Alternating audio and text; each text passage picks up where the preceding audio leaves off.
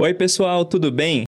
Mais um The Hub Talks começando agora, hoje com um convidado mais que especial, o Wallace Sintra. Eu sou o Thiago, analista de marketing. Eu sou a Glaupe Oliveira, gerente de operações ICS na Juristec.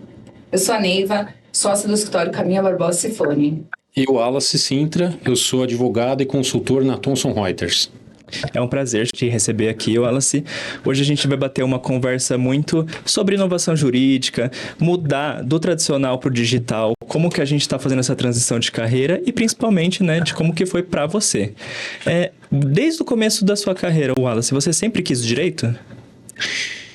Meus pais são aposentados pelo Tribunal de Justiça. Eu não poderia não fazer direito. Eu seria retirado da sucessão de bens, da herança. Então eu fiz direito, mas eu comecei a minha carreira fazendo uma parte técnica. E enquanto eu cursava o direito, eu trabalhava em suporte técnico. Comecei em suporte técnico da Microsoft e suporte técnico da AMD Processadores. Então, eu vim com viés técnico enquanto eu estudava o direito. Quando você fala viés técnico, o que exatamente você fazia? Eu fiz segundo grau técnico em processamento de dados. Então, eu comecei a minha carreira desenvolvendo. Eu brinco que foi a parte mais infeliz da minha vida, porque eu descobri que não é o que eu queria fazer, desenvolver. Só que isso me deu um know-how de entender linguagem de programação, lógica de programação, e eu não tinha ideia o como isso ia engajar na minha carreira profissional no decorrer do tempo. Sim. Então, a gente deu uma olhada e a gente viu que você trabalhou tanto na Voxline quanto na Vermont, certo? Sim. Ambas call center? Comecei na área técnica em empresas de contact center. Então, eu comecei como extra source, que virou Vermont depois, que era onde tinha o atendimento de AMD Processadores, de Microsoft, por muitos anos esteve na Vermont. E foi uma época auge, porque o call center, quando chegou no Brasil na década de 90, final da década de 90, era algo muito promissor, como ainda é nos Estados Unidos. Então, você tem pessoas que têm carreira técnica em contact center. O que acontece, infelizmente, no Brasil é que essas empresas de contact center, pela concorrência, começaram a prostituir a área e começaram a fazer certos tipos de serviço não técnicos que desvalorizou demais a carreira. Mas no final da década de 90, quando começaram as empresas multinacionais a trazerem serviço e fazerem suporte técnico, veja, a Vermont por 5 anos consecutivos foi considerada dentre os prestadores de serviço da Microsoft o melhor call center em nível mundial. Nossa. De suporte técnico. Então isso tinha uma compensação muito grande para os profissionais, não só em certificação, mas salarial também. Então quando a gente brinca e a gente comenta da carreira profissional e de onde a gente veio, não fica claro como era o momento na época. Sim. Não é o momento que a gente tem hoje. Quando eu passei pelo Voxline, por exemplo, o Voxline ele é do grupo do Habib's. E quando você comenta no grupo do Habib's, é um grupo que fatura quase 3 bilhões de reais por ano do Dr. Saraiva. Eu trabalhei diretamente com o Lucas Mancini, o diretor do grupo e responsável, escritor do livro CRM, Customer Relationship Management, voltado para atendimento a cliente. Tive a honra de trabalhar diretamente com ele. Ali que eu comecei a fazer, comecei ali como gestor de contas, era gerente de conta, responsável por grandes clientes como Novartis, Sanofi Aventis, como Axê, como Biosintética, muitos laboratórios eu trabalhei e eu tive a oportunidade de negociar grandes contratos e aí que eu comecei a negociar também a tecnologia. Então eu estava nesse momento concluindo o curso de Direito, né? Enquanto você estava lá, você estava concluindo enquanto eu estava lá. E quando eu terminei o curso de Direito, eu me dediquei ao Direito daí. Sim. Então eu passei pela primeira vez no curso de Ordem, Ainda bem, senão seria deserdado, como eu falei antes. E então eu fui advogar e advoguei por alguns anos na área, né? Então eu me foquei, fiz pós em direito trabalhista e foquei em trabalhista e previdenciário, eu fui por esse caminho. Foi o momento que eu virei concurseiro.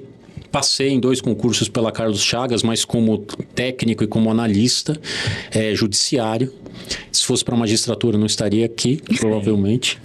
Mas era a época que eu já estava na então Aspect Software, que era uma empresa até então do grupo da Microsoft. E eu estava viajando muito, tirando certificação pela Microsoft. Aí eu já era, né, um funcionário da empresa do grupo da Microsoft. O suporte técnico que eu havia prestado me ajudou muito para isso. Sim. E aí o skill que eu estava adquirindo e desenvolvendo impulsionou isso. Eu acho muito bacana quando a gente tem a oportunidade, antes do direito, ter tido outras experiências, né? Porque isso engrandece, né? Quando você chega num ramo tão amplo, a gente ter passado por outras experiências, alguns outros profissionais ficam muito no tradicional, né? Já chega dentro da carreira, quer ser advogado ou prestar concurso, fica bem limitado. E aí, quando a gente conhece alguém que passou por outros, né, meios, adquiriu essas habilidades, como isso contribuiu. Então, aí eu faço uma pergunta, assim, para as pessoas que hoje são estudantes, né? Até a gente estava comentando da sua estagiária, como é importante esse treinamento, ter essa visão tecnológica. O que você daria de conselho hoje focado em quem está ainda na academia, tá estudando, mas se abrir mais para essa era digital, porque a gente vai começar a falar depois de como isso é importantíssimo hoje. Não é o agora, não tem mais o futuro, e isso engrandece os currículos mesmo, né? Sem dúvida. Hoje não existe advogado que esteja desvinculado da tecnologia, ainda mais quando a gente fala na inteligência artificial generativa, né? Então, não é mais possível você viver e você prestar serviços sem você ser tecnológico, sem você ter o DNA tecnológico. Quando eu comecei a fazer o 2º grau ainda técnico em processamento de dados, vou contar uma historinha aqui, se vocês me permitem, que eu acho que é interessante. Na época, estou falando de 1994, o salário mínimo devia estar em torno de R$100. Agora me gerou uma... Quantos anos ele tem? Eu sou de 1981, 42 anos hoje.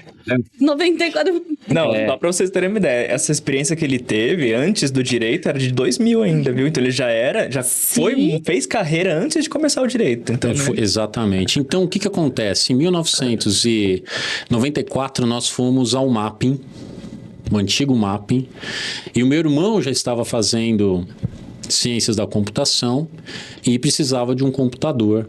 E a minha mãe, ela sempre ouviu os anseios que a gente tinha e sempre tentou atender de alguma forma. E o fato é que nós fomos ao Mapping, nós compramos um IBM AK-45. AK-45 para mim não é arma. Foi a maior ferramenta de crescimento e eu vou contar o porquê. Era um computador IBM, ele custou na época, para você ter ideia, R$3.400. O salário mínimo era em torno de R$100. Um carro. Foi um mega do investimento que os meus pais fizeram. Então, hein?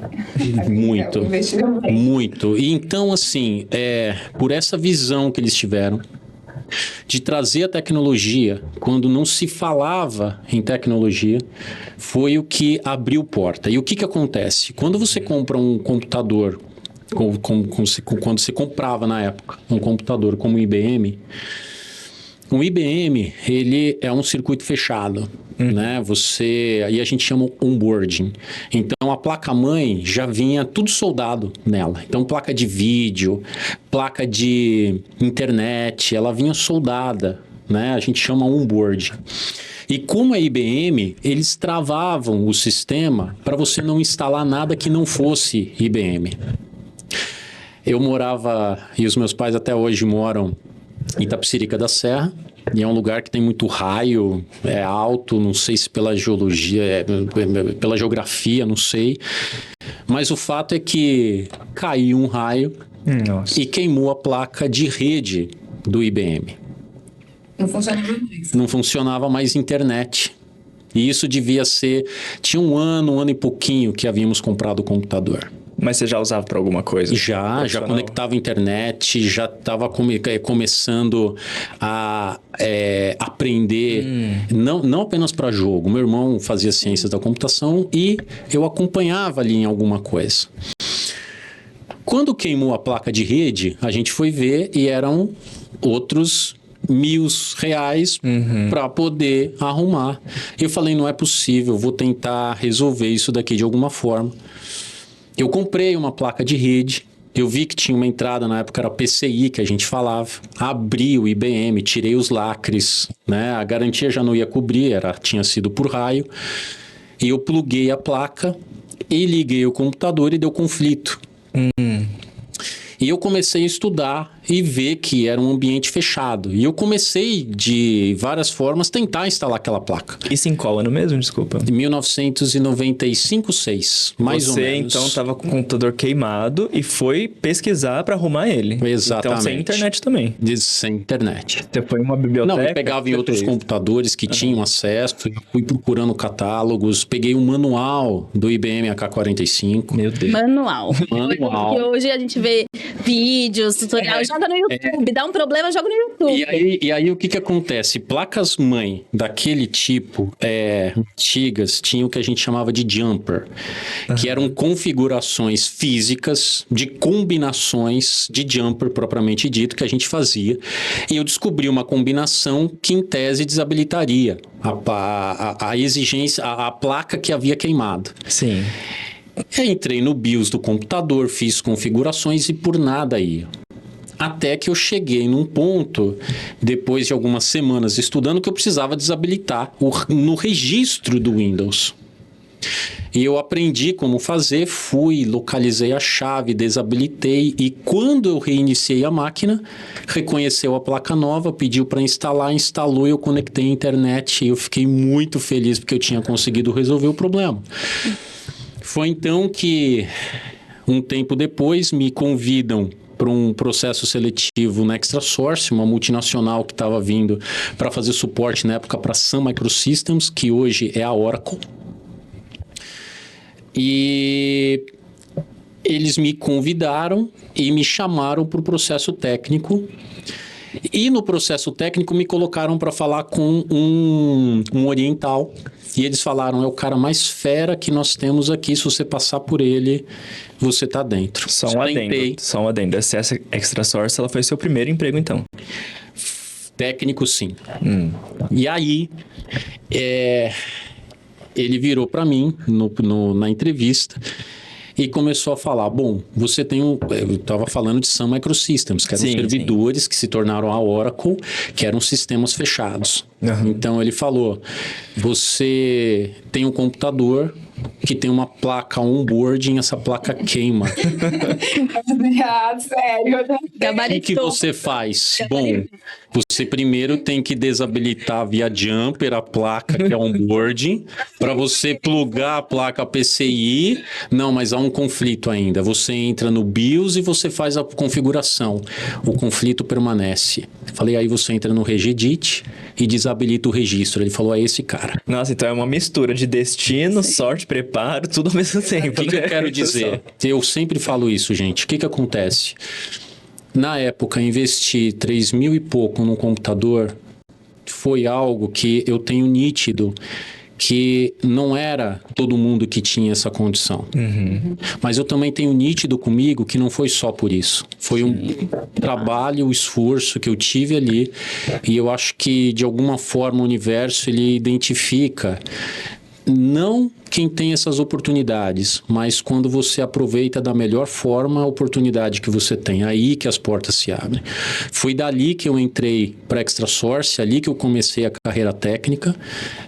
Para você ter ideia, eu estou falando aqui mais ou menos em 1997 que aconteceu isso. O salário mínimo devia estar em torno, na época, sei lá, de 200, não chegava a R$200. Eu entrei ganhando quase R$1.500 na época. Esse foi meu primeiro salário.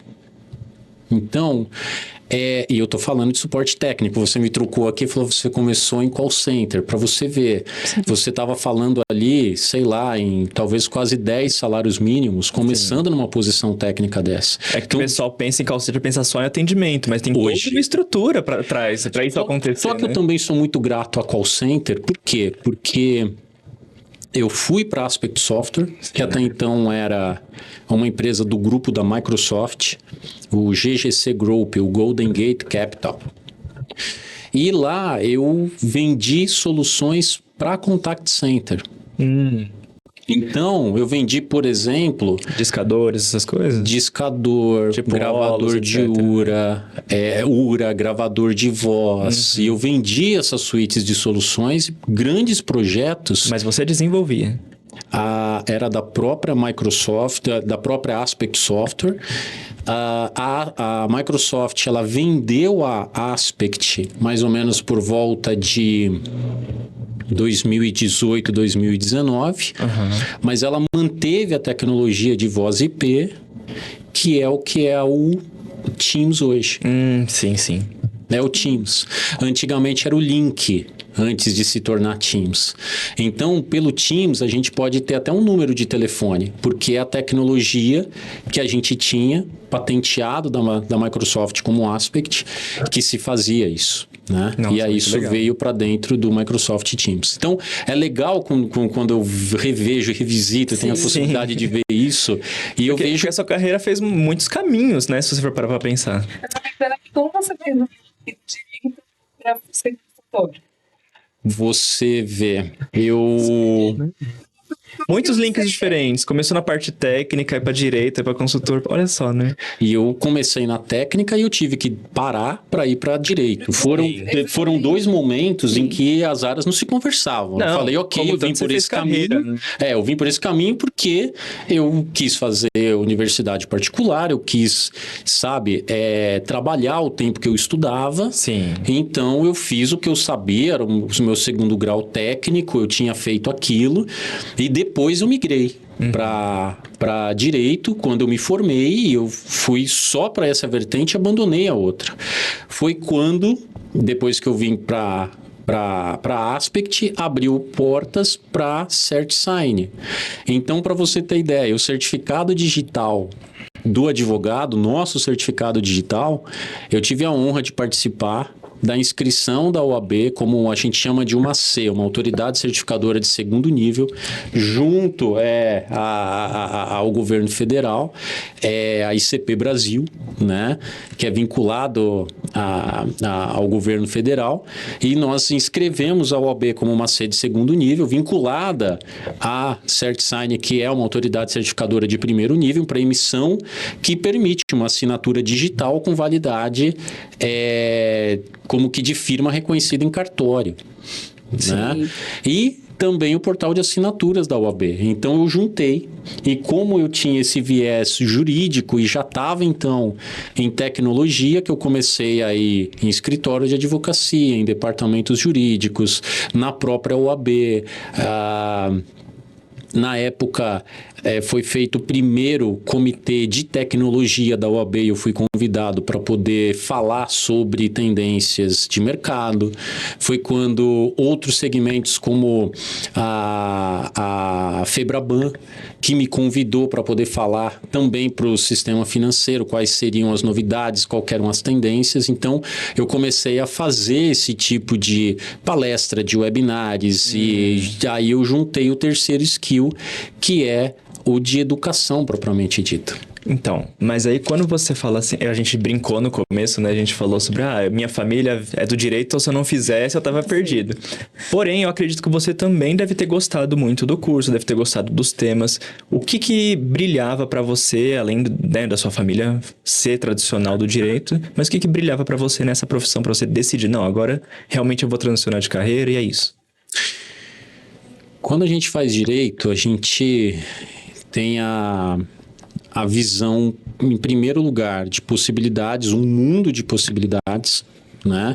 A gente pode se especializar desde um direito internacional a um civil, um trabalhista, tem N coisas que a gente pode fazer. E outra, quando a gente faz direito, a gente a gente pode se defender também. A gente conhece um sistema, né? E isso é muito interessante.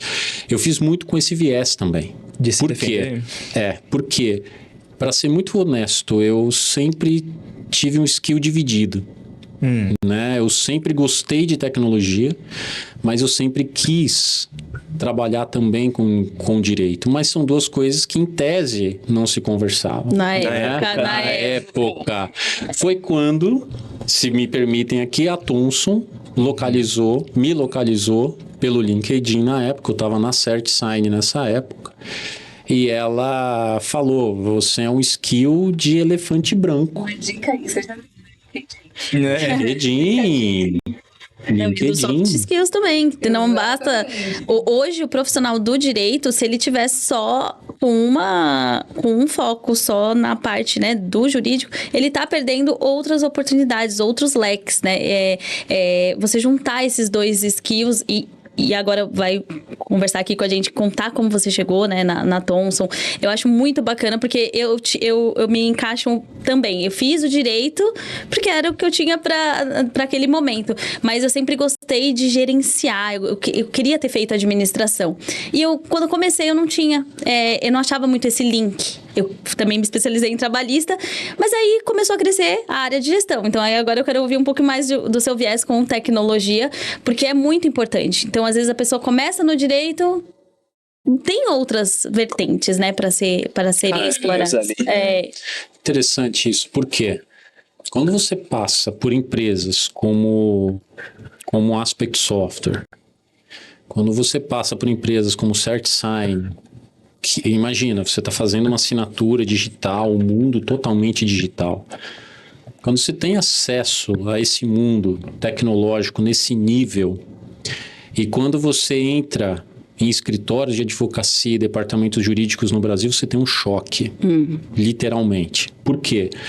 Nós estamos na retaguarda, nós somos o último vagão de tecnologia comparado com outros segmentos no próprio Brasil e comparado até com o próprio setor jurídico fora daqui. Então, quando eu entro para dar consultoria em escritórios e a gente vê ainda uma forma arcaica ali, eu quero dizer, não sistêmica, isso me choca. E me choca ainda mais ver como que os escritórios entendem que esse é o normal. Que tá tudo bem, Que né? tá tudo bem. Então, você vê. Quando eu vim para Thomson Reuters, eu tive a honra de trazer uma plataforma que se chama HighQ ao Brasil, que é uma plataforma focada no consultivo do escritório. Nós começamos isso em 2020 e nós já estamos na região com 120 clientes, né? E eu tenho apoiado toda a equipe Latinoamérica, então as equipes do México, Argentina, Chile, Paraguai, a ter esse tipo de venda e de skill. Mas aí, então, você já entrou com esse projeto do HighQ? Já entrei com esse objetivo. E o que seria exatamente o HighQ? Ele é uma plataforma no-code. O que significa no-code? É a última geração de tecnologia que não precisa de desenvolvedor. Imagina que você quer criar um sistema. Você quer que esse sistema gere documentos, faça um cadastro uma entrada de um consultivo, tenha formulários para o cliente preencher, que isso seja direcionado para uma equipe, que você compute o tempo que está ali parado, que possa devolver para um complemento ou que vá para uma validação, que aquilo vá para uma assinatura, tudo sistêmico. O próprio advogado pode criar isso.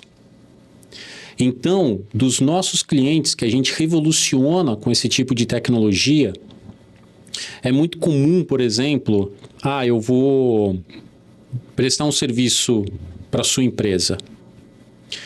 O que eu vou fazer? Eu não vou falar assim, tá aqui o meu e-mail e você me atende. Aí a gente sempre...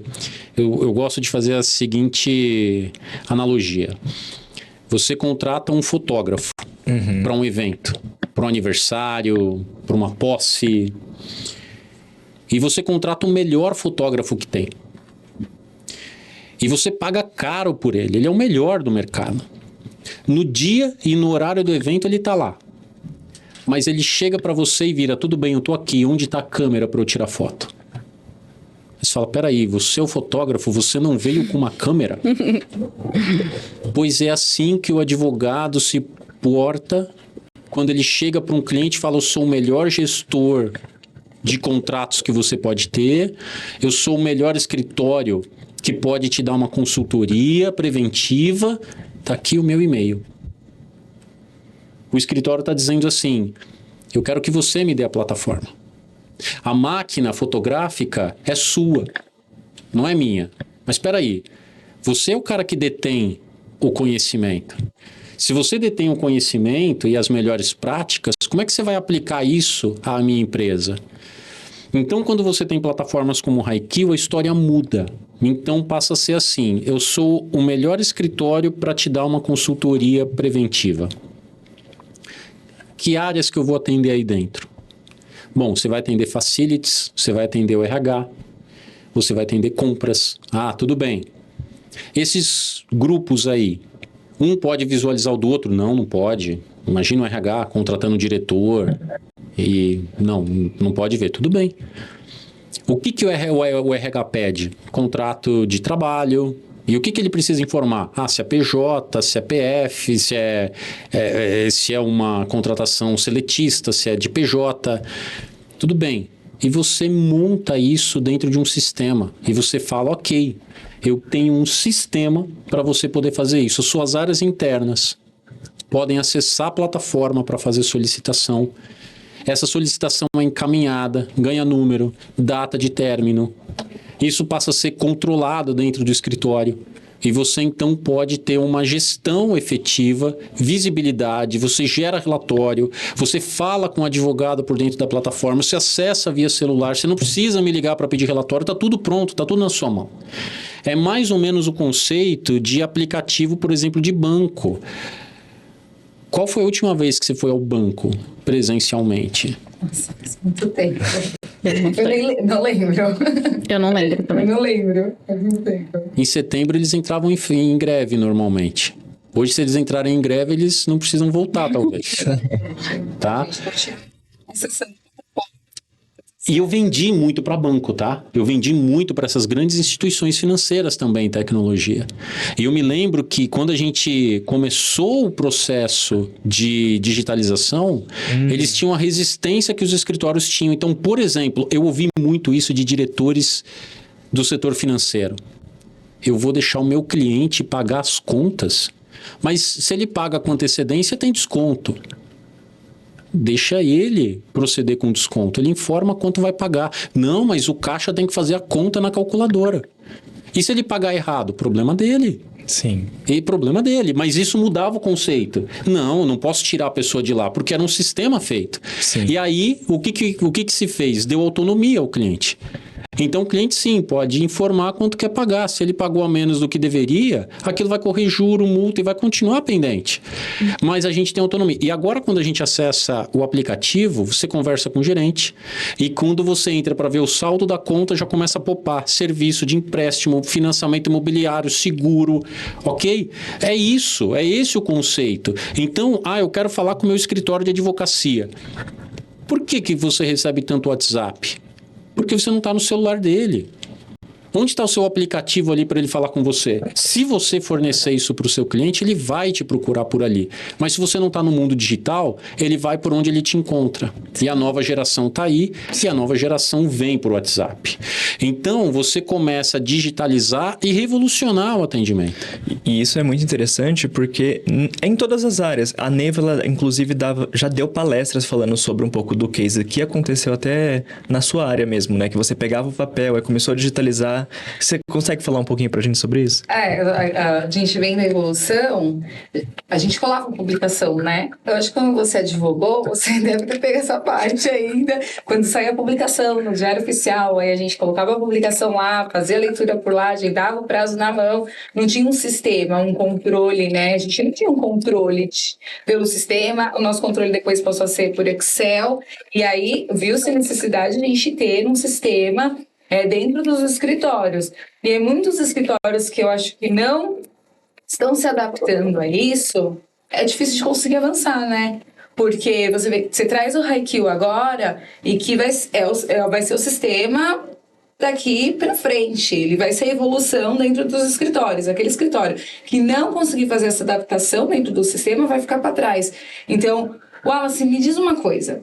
Você acha que o advogado que não fizer essa adaptação no sistema, mas eu tenho um sisteminha que dá que o meu sistema o meu cliente não consegue acessar, mas eu tenho um sistema, daqui uns 2 anos, vai conseguir aí se manter no mercado? Eu não diria nem 2 anos. O que eu diria para você?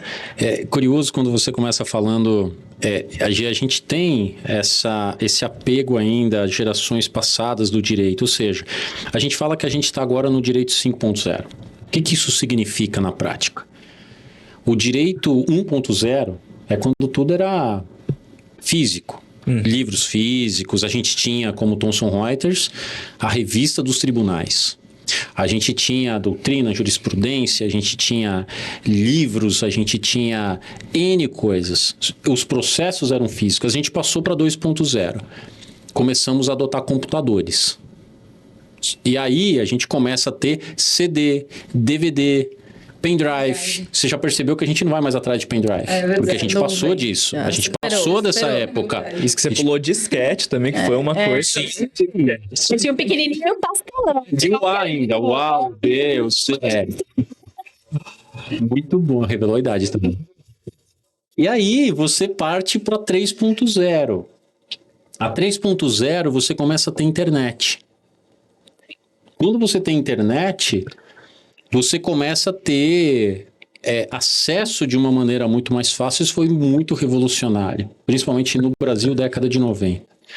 Então você passa da 3.0 para 4, em que passa tudo para nuvem. E aí você consegue acessar até de celular as coisas. Agora a gente entra na 5.0, que a gente fala na inteligência artificial generativa. Gente, se a gente ainda comenta em ter as coisas em e-mails, a gente está retrocedendo e a gente não está acompanhando.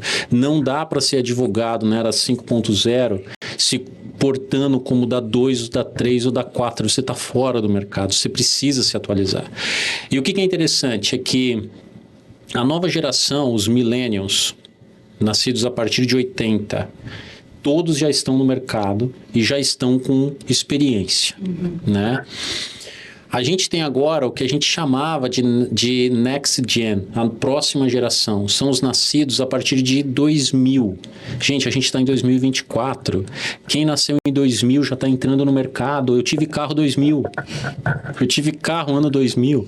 E quem nasceu em 2000 já tem 6 anos de experiência. Você entrou com 18 anos no mercado, ok? Mais ou menos isso. Então, o que acontece? Você tem uma geração que mudou, uma geração que pensa diferente, uma geração que é atualizada, né? Imediatista. E, por outro lado, você tem no topo de cada grande escritório os boomers, que são os tradicionalistas, e que aí a gente percebe muito fortemente o conflito de gerações. Então, eu estou em escritório o tempo todo e ouço sócios de grandes escritórios falando: essa nova geração não procura doutrina. A nova geração, ela procura jurisprudência, ela procura casos que facilite o juízo, porque sabe que até o plano de carreira dele está focado na revisão de sentenças que vai ter, na reforma de sentenças, certo? Então, ele se adequa ao que o tribunal está colocando. Então, a doutrina, você inclusive pode escolher a dedo o que você quer. E você vai encontrar doutrinadores falando da forma que você quer. Agora, se você encontra julgados, para a nova geração isso é mais forte. Para a antiga geração, falta base, falta o nome de alguém. Falta, sabe? Eu sinto isso, né? Então, é um conflito de gerações. Isso, eu acho que é normal e natural, mais do que comum. Mas eu acho que os escritórios precisam superar isso e se atualizar. E a gente tem percebido no mercado movimentações de fusão para os escritórios serem mais fortes. E, ao mesmo tempo, a gente tem percebido movimentos de cisão, em que determinados sócios entendem que precisam crescer e mudar de mentalidade, não conseguem mudar o escritório e isso acaba causando rompimentos. Então, isso pode ser prejudicial, mas a parte, muitas vezes, que sai, acaba se mantendo e se atualizando, se oxigenando. Você tinha falado do Haikyuu, né? Que é uma solução mais para a parte consultiva, né? Quando o advogado chega, qual que é a maior dor dele? Porque quando eu em escritório, eu via que a parte consultiva, como você falou, chega via WhatsApp, ter métricas, né? Para depois precificar, né, a parte de contratos. Essa ferramenta auxilia a acessibilidade, a colaboração, até a segurança dos dados, né? Porque na troca de e-mail tá entre um a um, a pessoa sai e depois tem que ir atrás. Isso facilitaria? Sim. O que acontece? Em primeiro lugar, qual que é a maior dor que você perguntou? Depende. Quando eu falo com advogado, é a dor do dia a dia operacional. Quando eu falo com gestor, é a dor da visibilidade, da visão gerencial. Quando eu falo com sócio, é a visão financeira, de métrica, o que é rentável, o que não é. Então, quando eu converso, cada um tem uma dor diferente dentro do mesmo escritório, dentro do mesmo departamento jurídico. E é curioso isso, porque a gente navega e a gente vai dando as respostas diferentes para as pessoas diferentes que precisam ouvir aqui. No mesmo escritório. Então, quando eu converso com um advogado, por exemplo, estou vindo de implementar um projeto de controle de checklist, Q&A e due diligence para a área imobiliária. Então, é um escritório muito renomado que atende grandes construtoras e eles têm uma dor que eles ficam fazendo. A construtora quer comprar os imóveis para os empreendimentos e essas construtoras querem comprar em regiões nobres, né? Então, aquilo ali é sensível. Muitas vezes, os proprietários não querem vender. Então, são muitas propostas, são muitas conversações. Às vezes, o que eu quero dizer? O interesse é muito mais até do comprador. Sim. Então, ele contrata o escritório para poder fazer a gestão. E aí, o escritório tem que posicionar a construtora do andamento. E não é um projeto, são vários simultâneos desses. Então, o escritório, o que ele fazia antes? Tinha um Excel. Aí ele mandava o Excel com os documentos do proprietário, do imóvel, das empresas que o proprietário faz parte. E aí ele começa a subir numa pastinha que pode ser, sei lá, algum box por aí, internet. Ele pode subir, apagar documento, não tem um controle, uma auditoria. E aí o advogado tem que pegar e falar, agora eu vou tratar esse projeto. E aí ele entra na pastinha e vem dando baixa no Excel. Quando só mexe na planilha, né? Exatamente. Eu não estou mexendo na planilha, ainda estou ok. É isso. E aí, você atualiza a planilha e manda por e-mail de novo para o cliente. Aí o cliente está ansioso com a compra e fala, e aí? O vendedor não entregou? Você não sei, eu vou confirmar. Peraí, já que você me perguntou, Então, deixa eu ir ver. Aí você vai, verifica, me dá um tempinho. Aí você vai retornar com o Excel. Olha, segue a lista atualizada. E era isso que acontecia.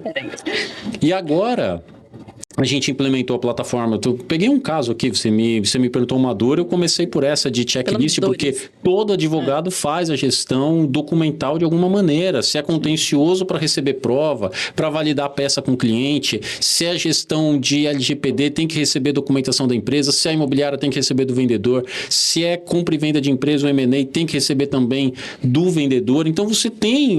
A gestão documental, ela é uma dor tremenda para o advogado. E aí, a gente fez isso se tornar sistêmico e você tem vários projetos simultâneos.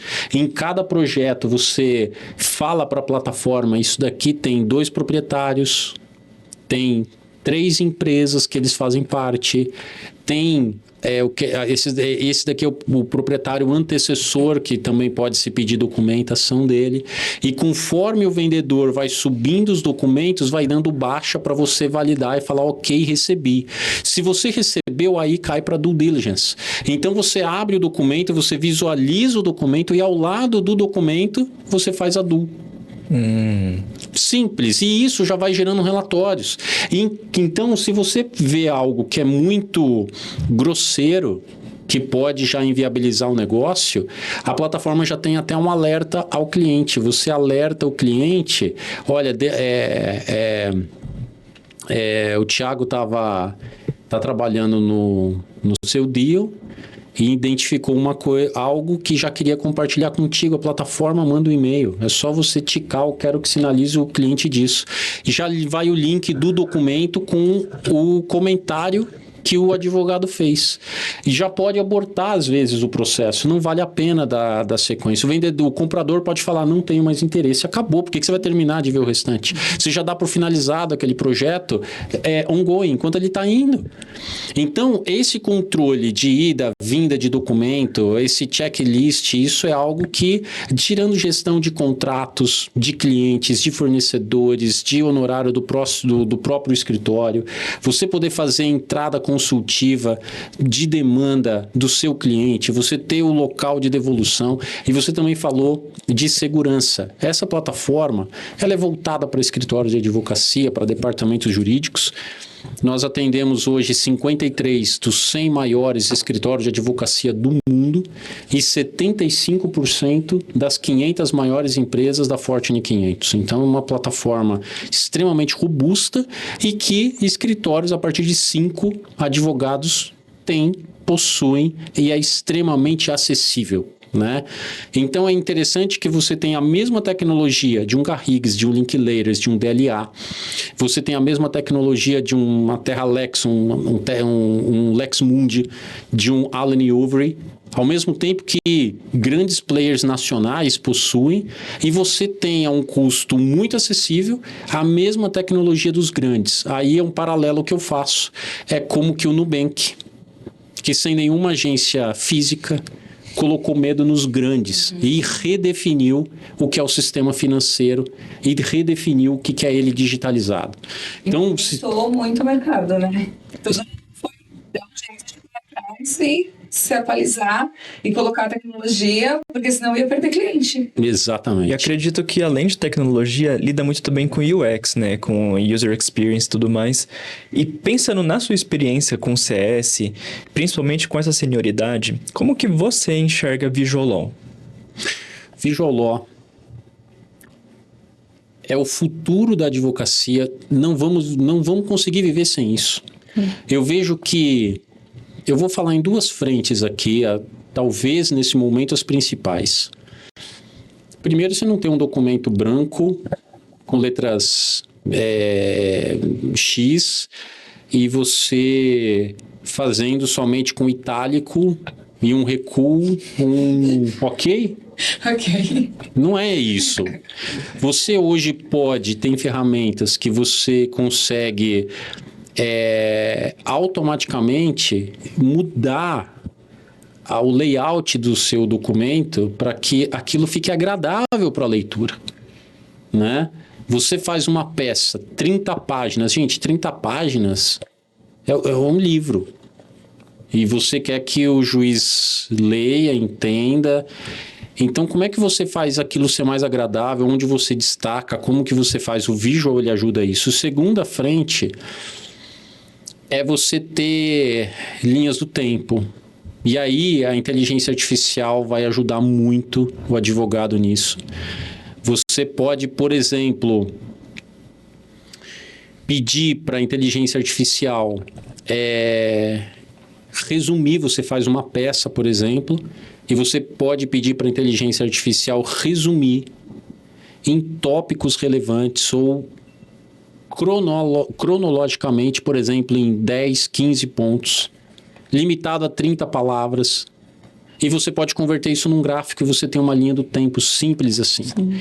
Então, a inteligência artificial vem trazer o anseio que o mercado jurídico tem. Agora, é curioso quando os escritórios nos buscam para procurar inteligência artificial e visual law, sem antes procurar outras coisas. E aí eu questiono os sócios. Mas espera aí, você quer inteligência artificial e visual law para você continuar fazendo seu controle com Excel, com pasta, entende? Tem que ser complementar. Tem que ser complementar. Então, é todo um crescimento que a gente chama de um ecossistema. Então, isso só faz sentido se fizer, de fato, parte de um todo dentro do escritório. É uma cultura, né? Assim como eu trabalhando dentro de uma ferramenta, né, de BI jurídico, chega pessoas que eu quero gráfico. Aí eu penso na minha cabeça, eu quero dado. Sim. Você tem que me trazer o dado. Eu brinquei com um sócio outro dia, essa semana, implementando um projeto. Ele chegou para mim e falou: Wallace, você vai mudar a cultura do meu escritório. Eu falei: aproveita a chance. Aproveita a chance. Você tem que vir para 5.0. Se você passar por isso antes, veja, a Thomson Reuters, ela adquiriu mais de 20 empresas nos últimos 10 anos. Ela adquiriu a CP Pro, a Tedesco e várias outras. E ela entendeu 7 anos atrás que tinha que levar a plataforma jurídica para a nuvem. Foi quando nasceu o Legal One, que foi a primeira solução em nuvem do mercado brasileiro. Quando todos ainda acreditavam que ia continuar sendo instalado em máquina e você dependia de estar dentro do escritório para ter acesso àquela informação, a Thomson já foi visionária em levar para um outro lado. E se você é visionário de vir para 5.0 antes, você se torna uma referência no seu negócio. O seu escritório se torna renomado e você consegue competir com grandes se você vem para o mundo tecnológico. Você da advocacia 4.0 para 5.0, você começa a quebrar barreiras que te permitem ser competitivo no mesmo nível dos grandes. Sim. O que você não tem apenas é a quantidade de advogados, talvez ainda. Porque se você conseguir, veja, atendemos um escritório de 3 sócias. 3 sócias. Um escritório pequeno. Só que essas 3 sócias trabalharam em grandes departamentos jurídicos e conseguiram grandes contratos também com as empresas que elas trabalhavam. Tem uma carteira de 25 contratos.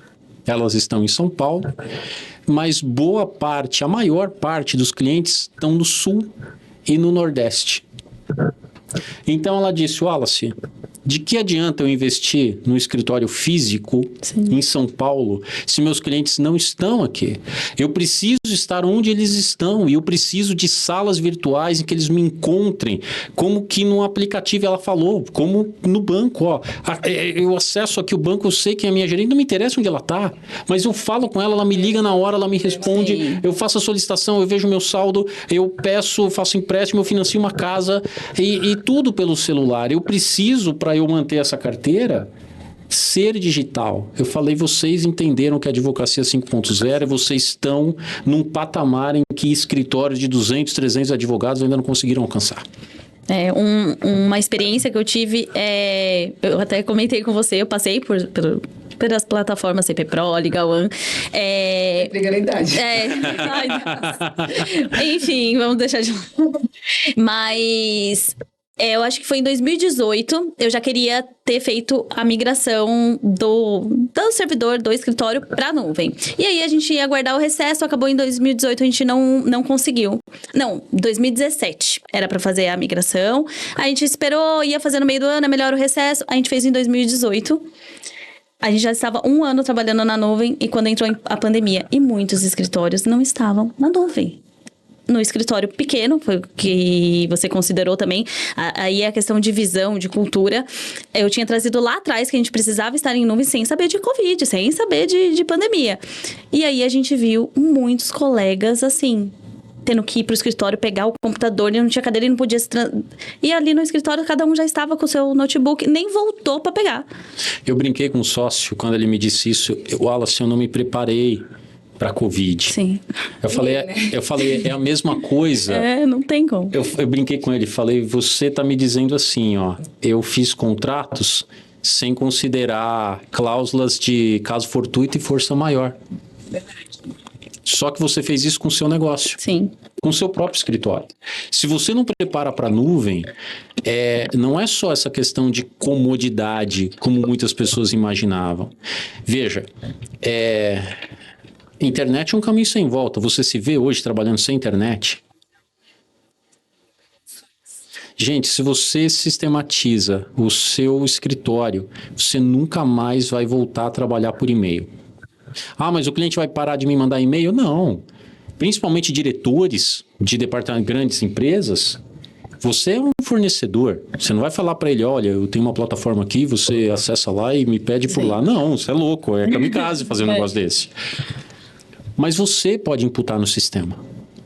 Então ele te manda um e-mail, Wallace, eu gostaria que você me desse um parecer XYZ. Eu não vou responder aquele e-mail, eu vou colocar aquilo no sistema. E agora a gente está com uma melhoria que está chegando agora, em que no próprio Outlook você vai clicar no enviar para TR e já vai do e-mail direto para a plataforma. E aí o que acontece? O sistema manda um e-mail para ele em resposta.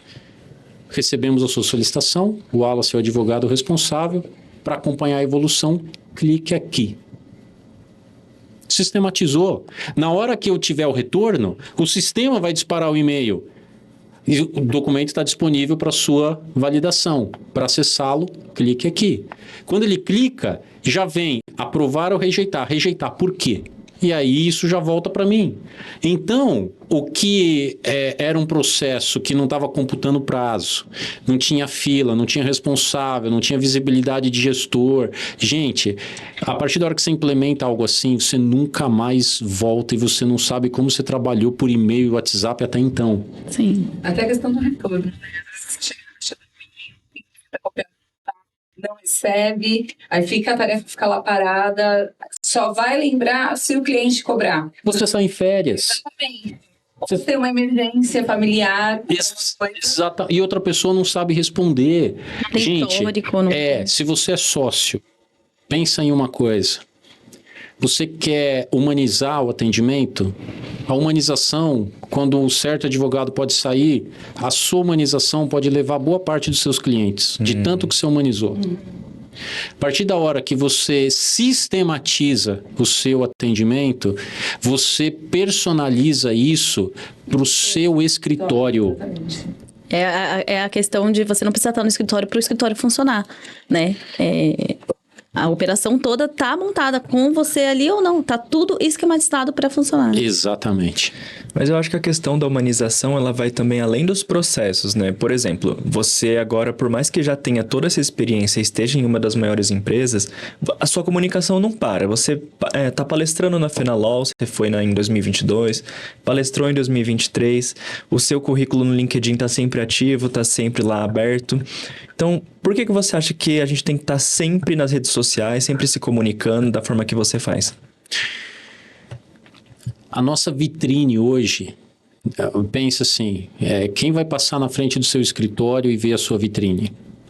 A sua propaganda é o boca a boca dos clientes que você atende ou é o marketing que você faz a sua marca? O primeiro não tem preço, o segundo tem. O primeiro pode acabar com o seu escritório. ok?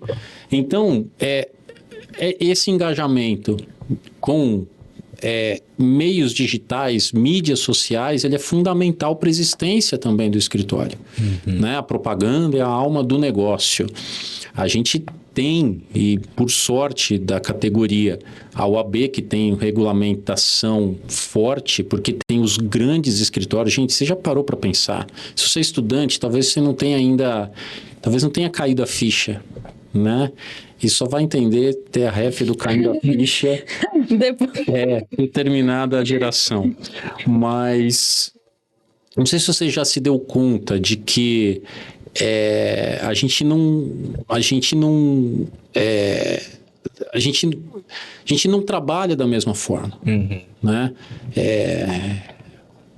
Perdi a linha que eu ia comentar. Como, por exemplo, você falou assim que a Thomson Mills lá te achou pelo LinkedIn, certo? Me localizou pelo LinkedIn. Sim, então, aí a partir disso, você teve um reconhecimento através de como você usou a ferramenta. Se você pudesse partilhar um pouco desse conhecimento, dessa experiência para as pessoas que estão assistindo, como que você acha que elas estruturariam o LinkedIn? Como que você é ativo lá de qual forma? Como que você utiliza? Vamos lá. Obrigado pela pergunta, porque ela é fundamental hoje, inclusive as buscas de empresas hoje estão sendo feitas por robôs. Essas empresas de RH estão se especializando em busca automatizada de perfil. Foi por isso que deu menos de 1%, né? Então, é importante você atualizar cursos, você ser ativo, você criar blogs, você participar, você tomar muito cuidado com o que você posta, com o que você deixar em aberto, qual é a imagem que você quer gerar, o que você... A internet é um campo totalmente aberto e há vários cruzamentos que podem ser feitos. Então, em primeiro lugar, você ter um bom perfil, e esse perfil você conseguir organizar para mostrar o valor que você tem como profissional. E aí, gente, você pode ter... você pode não ter nenhuma experiência, ou você pode ter muita experiência, o cuidado é o mesmo, né? Se você não tem experiência, você está em busca de uma oportunidade, e essa oportunidade você vai conseguir a partir da hora que você mostra o valor de quem não tem experiência. Qual que é o valor de quem não tem experiência? É o conhecimento teórico. O que diferencia, gente, um advogado de 20 anos de um recém-formado? É que o recém-formado vem com uma bagagem e não vem com vícios. Isso você consegue apoiar de uma maneira muito interessante, de uma forma atualizada. Então, o que você pode explorar muito no seu LinkedIn? A sua habilidade de você aplicar, de você embasar. De resolver problema. Resolver problema. Isso é o que, se você destacar, vai colocar. Agora, se você é um advogado com 20 anos de experiência e você está no mercado, como é que você vai se destacar? Pelos resultados que você já teve, pelo engajamento com tecnologia. Você sabe que lá fora você tem skills como, por exemplo, configuração de plataformas no code, configuração de plataformas jurídicas como skill de advogado. Então, olha, eu vou contratar esse advogado, eu tenho 50 currículos de advogado trabalhista. O que diferencia um do outro? Esse aqui não é usuário de plataforma. Ele tem condições de chegar, configurar, parametrizar. Então, esse cara tem um diferencial. Você tem que achar esse tipo de diferencial. Então, nesse momento, se você coloca trabalho e skill, habilidade de você usar, por exemplo, a inteligência artificial no seu trabalho, você coloca resultados, você se destaca de quem tem o mesmo perfil que você. Sim, eu acredito que além das skills técnicas também tem as soft skills, né? Que são as comunicações, como que você se porta, até mesmo o que você posta de maneira geral, como você falou. Ele é uma pessoa que hoje em dia tem um currículo muito bom, que é muito profissional, mas também posta coisas que vão além disso. Por exemplo, você estava falando lá nas suas redes que você sabe braille, que você tem uma história com isso. Você quer contar um pouquinho pra gente? Eu tive uma tia cega. Ela nasceu cega e ela morava com a minha avó. Eu convivi muito com ela, muito. E ela nessa convivência, o pequeno, ela me ensinou Braille. Criança aprende fácil. E Braille é o nome de uma criança que desenvolveu aquela escrita. Então, ela segue uma sequência. Então, imagina que são 6 pontos, 3 e 3, 3 em vertical e mais 3 em vertical, são 6 pontos.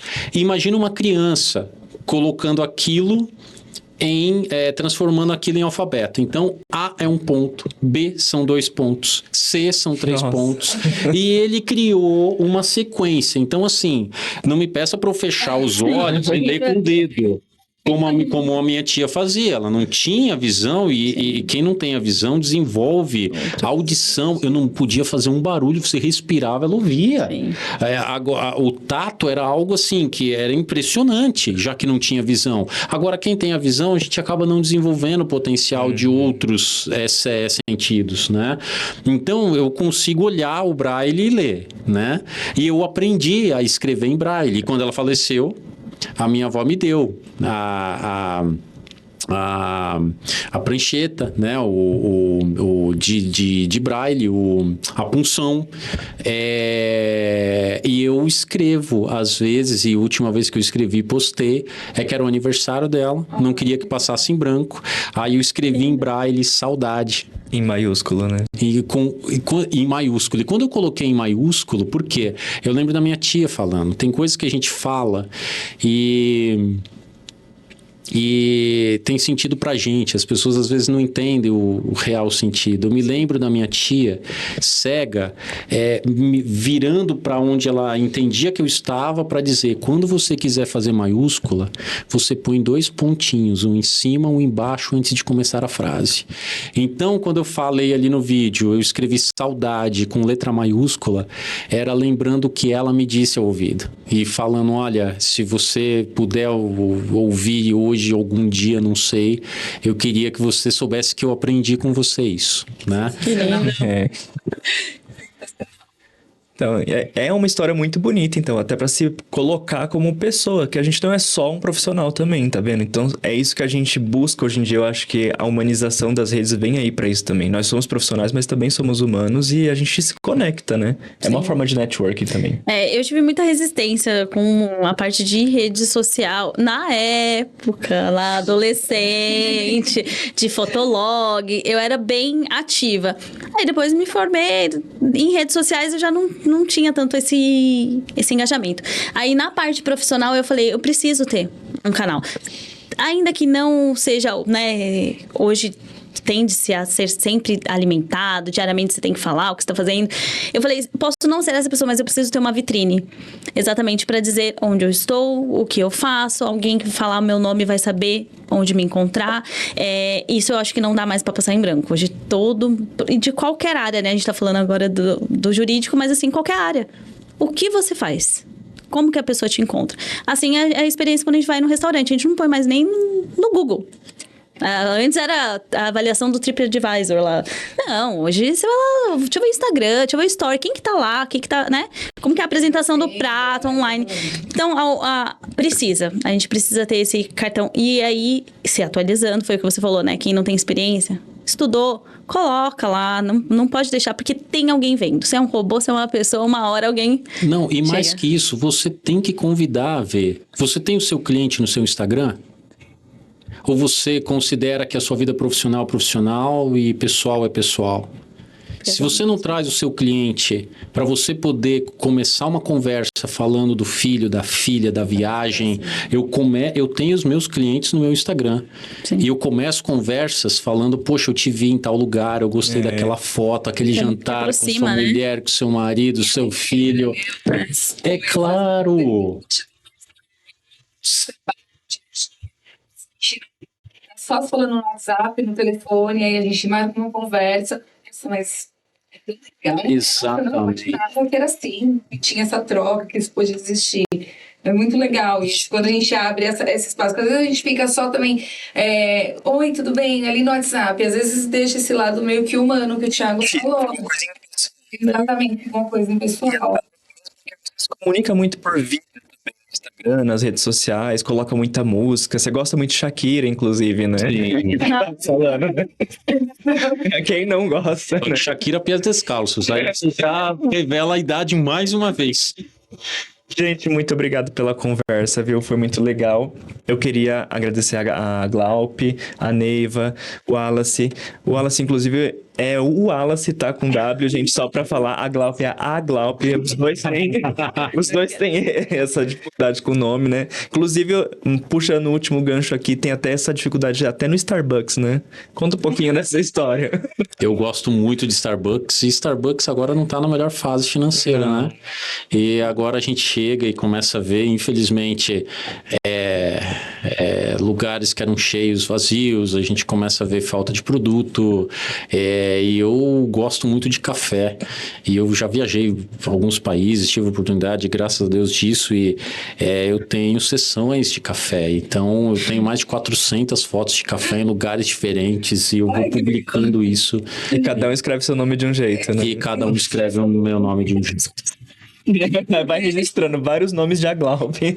Eu posso trazer esses dias. Eu, né, tem a plataforma Legal Analytics, né, onde também faço a parte de gerencial. E aí a pessoa, eu acho que confundiu a Glaupe com Analytics e saiu um Anali. Me chamou de Analica. Eu achei Gostei. muito legal. Eu vou começar a colecionar como que eles escrevem meu nome também. Agora, queria agradecer, você já começou o encerramento, quero agradecer ao The Hub pelo convite, agradecer ao Rui, agradecer ao Fernando, agradecer ao Alexandre, todo mundo que a gente tem conversado, como Juristec, como Caminha, é um prazer ter parceria, tê-los como cliente. E, logicamente, agradecer a você que acompanhou até o final.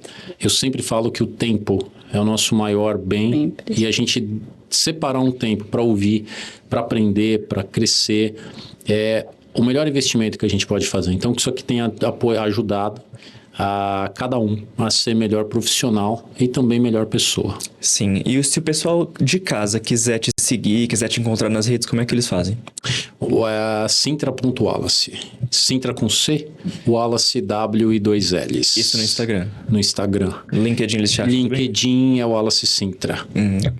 Neiva, você tá online também? Como que o pessoal faz pra te achar? Você? Meu é Glaupe Oliveira em todas as plataformas. A Glaupe. Glaupe com A e Y no final. Então, gente, muito obrigado. Foi um episódio muito especial e até a próxima. Até mais. Até mais.